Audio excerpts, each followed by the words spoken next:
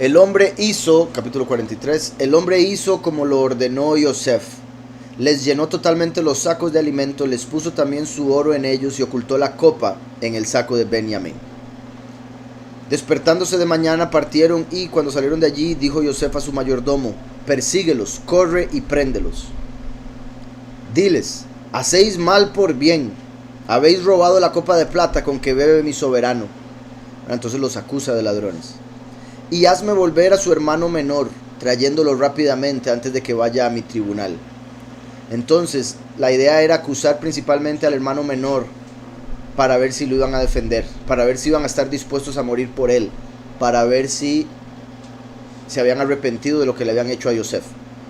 Entonces los está poniendo a prueba. Y ahí Yosef dijo: si no responden por él, yo me quedo con Benjamín. De por sí es mi hermanito y lo extraño. Entonces dice: corrió pues tras ellos y les habló según esta orden. Le respondieron: lejos de tus siervos hacer tal cosa. Ningún efecto hemos robado de casa de tu soberano, e incluso el oro que encontramos la primera vez en nuestros sacos lo devolvimos desde la tierra de Canaán. ¿Cómo pues íbamos a robar efecto alguno? Aquí estamos, registra nuestros sacos. Muera aquel de nosotros en cuyo saco encuentres la copa.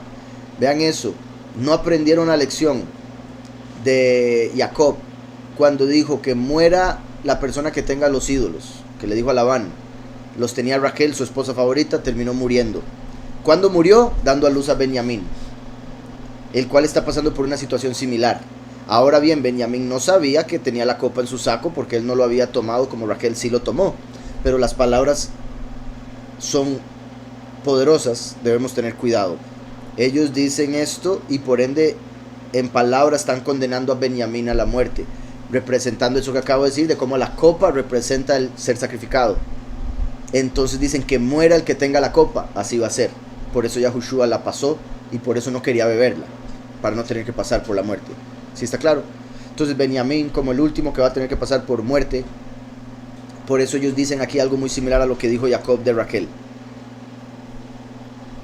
Muera aquel de nosotros en cuyo saco encuentres la copa, y nosotros y nuestros asnos sirvamos a tu soberano. Vean cómo ellos mismos se pusieron por siervos.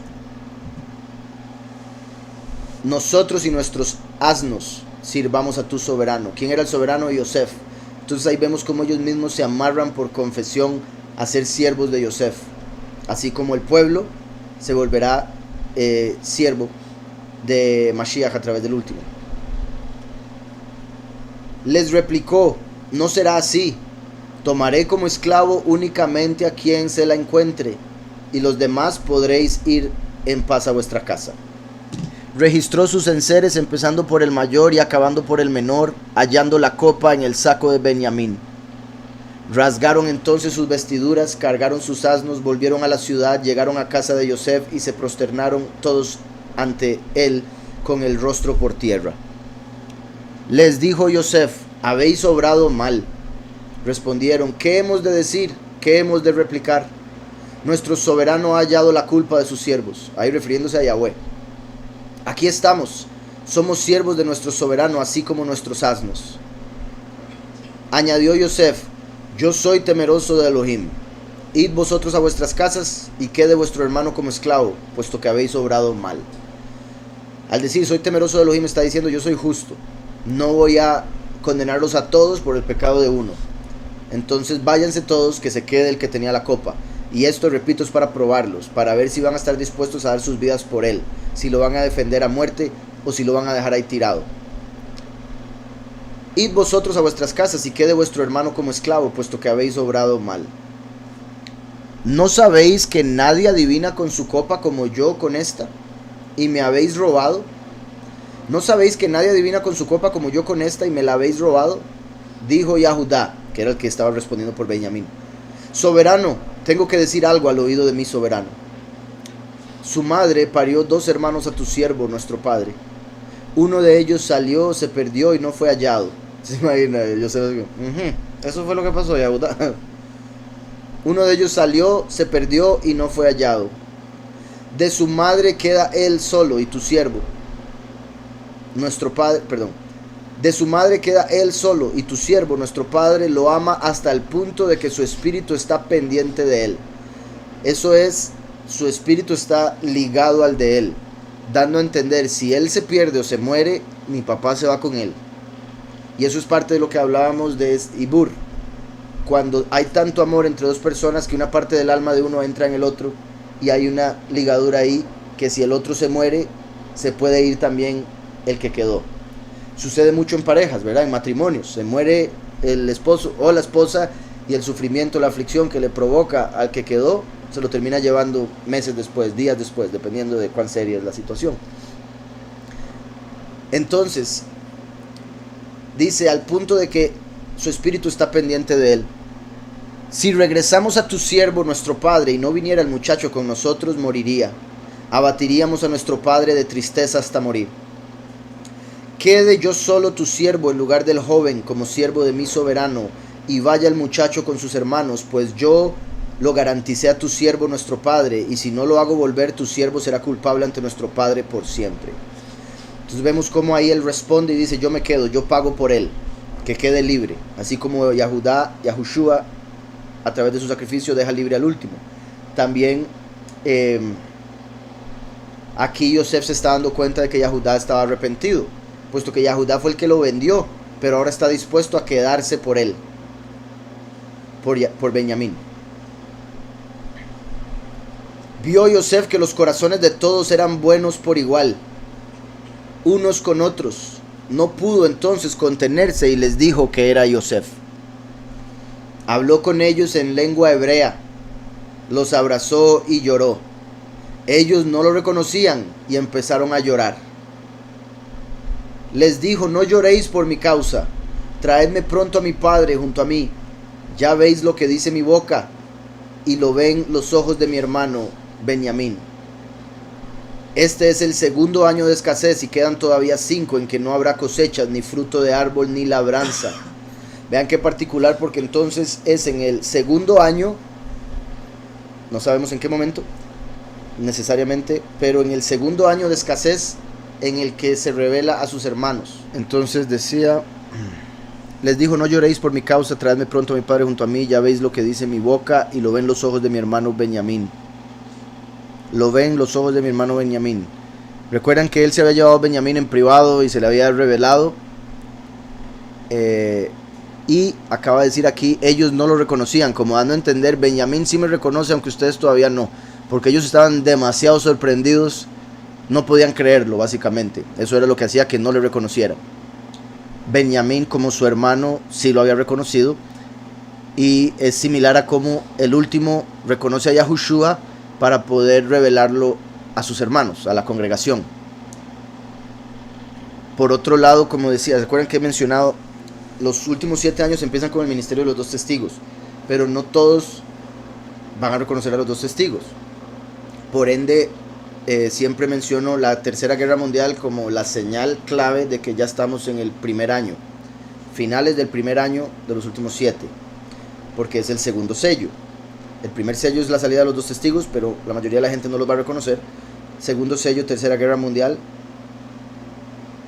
al final del primer año, porque lo primero sucede en primavera, lo segundo en otoño. Después viene verano e invierno del segundo año, cuando se da el tercero y el cuarto sello. Entonces, en el primer año se da la Tercera Guerra Mundial, segundo sello. Entramos al segundo año, que es donde en el tercer sello se da hambre, como aquí está diciendo que estaban en hambre.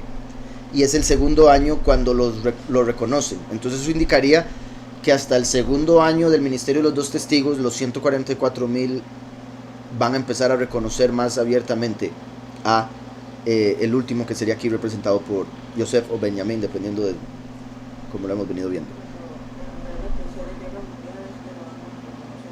Cuando se dé la Tercera Guerra Mundial se va a reconocer que ya estamos en el inicio, en el primer año, pero al entrar al tercer sello, que ya va a ser en el segundo año, es cuando ya va a quedar más claro. Pero repito, para los 144,000, porque el mundo nunca los va a reconocer y los va a odiar hasta el final. ¿Se acuerdan que en el judaísmo he mencionado cómo tienen una... cuando ellos hablan de la venida del Mesías, por la forma en que ellos lo ven, se parece mucho a lo del último, porque nace de una mujer y un hombre normal, porque trae pecado como todo ser humano, cosas que son muy diferentes a la venida de Mashiach. Entre las cosas que dice en el judaísmo es que él no va a saber que es el Mesías hasta muy después en su vida, y que el Padre se lo revelaría, pero por su personalidad le haría difícil el aceptarlo. Entonces él primero tiene que llegar a aceptarlo, y cuando empieza el ministerio, según el judaísmo, habrían pocos cercanos a él que serían los que le reconocerían, pero como en su propia comunidad, y después más adelante ya gente de otros lugares del mundo. De hecho, eso también lo menciona Yitzhak Kaduri. ¿Recuerdan cuando Yitzhak Kaduri tuvo una visión donde se le dijo que el nombre del Mesías era Yahushua? Y otros factores, entre esas cosas se le dijo eso, que su manifestación sería de esa manera, no todos lo reconocerían. Tiempo después ya llegaría a ser reconocido. Y que lo reconocería gente de su comunidad y gente, o sea, de pueblo, no gente importante, ¿verdad? No los líderes, no los religiosos, no los políticos. Esos serían los que menos le reconocerían. Serían gente del pueblo, común y corriente, ¿verdad? Como dirían.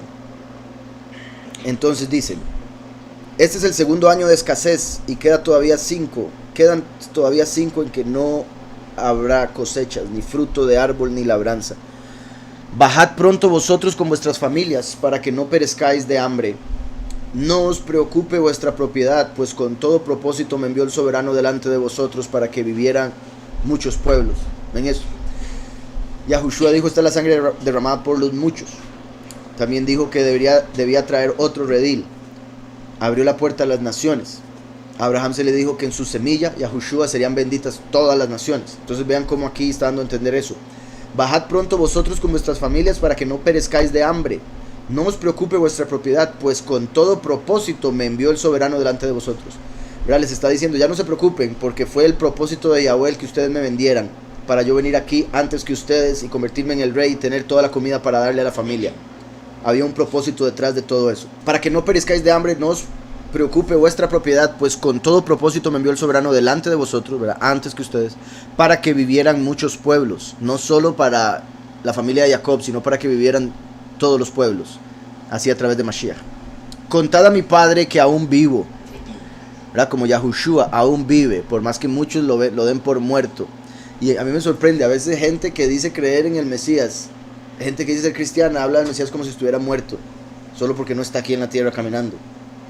Yo no sé cómo piensan en la resurrección, tal vez piensan que la resurrección fue del espíritu y está en espíritu allá arriba, pero por algo Tomás le dijo, no, yo tengo que tocar las heridas. Y, o sea, lo he oído de gente que dice ser súper cristiana. Dice, ya veis también que el soberano me ha hecho casi padre del faraón. Ya veis también que el soberano me ha hecho casi padre del faraón. Vean qué curioso, porque repito, el faraón representa a Yahushua. ¿Y cómo Yosef va a ser padre del faraón? Así como el último viene como padre, a pesar de ser segundo, viene como el padre, como dice aquí, padre del faraón.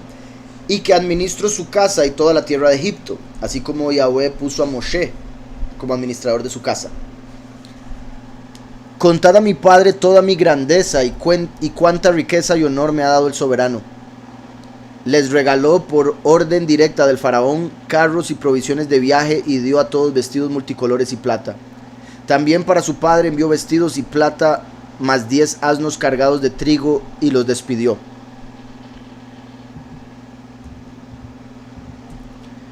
Regresaron y contaron a su padre que Yosef vivía, que distribuía trigo a todos los pueblos de la tierra y que administraba toda la tierra de Egipto. De ahí el que el último descendiente de Yosef traería la enseñanza para darla al mundo entero, para que cada alma se alimente. Todos los que tienen hambre de la verdad, hambre de Mashiach, se pueden alimentar de la enseñanza del descendiente de Yosef. Regresaron y contaron a su padre que Yosef vivía, que distribuía trigo a todos los pueblos de la tierra y que administraba toda la tierra de Egipto. Su padre no lo creía, pues estaba turbado su pensamiento. Pero luego vio los carros que había mandado Yosef, y vivificándose su espíritu dijo, cosa grande es para mí. Si Yosef vive, bajaré a verlo antes de morir. Si Yosef vive, bajaré a verlo antes de morir. Vean también como dice, vivificándose su espíritu, o sea, estaba muerto en vida. Por la aflicción y la tristeza en la que vivía, era como estar muerto. Cuando se da cuenta que Yosef está vivo, reaviva su espíritu. Así como antes de conocer a Mashiach, el que Él está vivo, el que resucitó, estábamos muertos en vida. Es Él el que nos vivifica. Dice Zulay, se cumple el sueño de Yosef cuando las espigas se doblegan ante Él. Exactamente, mi hermanita. Ahí cuando vemos que llegaron sus hermanos y se inclinaron ante Él, se cumplió la profecía, el sueño que Yosef había tenido. De hecho, el sueño que les había contado y por el cual lo odiaban tanto y lo vendieron. Entonces vean cómo eso terminó provocando el cumplimiento de ese sueño. Todos se inclinaron ante Él. De hecho, todavía no se ha cumplido, porque recuerdan que también su papá se inclinó ante Él. Y eso es cuando viene su papá a Egipto. Bueno, él tuvo dos sueños, por si algo. El del papá era el sol y la luna inclinándose. Este era el de las espigas, ese sí se cumplió ya. Entonces se cumplió el de las espigas, falta cumplirse el del sol y la luna, que se inclinan ante Él, que es una estrella. Y ambos sueños, a pesar de cumplirse en ese tiempo para Yosef, también tenían un cumplimiento en el fin de los tiempos, ¿verdad? Por si algo, porque recuerden que los 144,000 son el trigo, son las espigas, que se van a inclinar al reconocer al descendiente de Yosef como el último, la segunda manifestación de Yahweh en la tierra.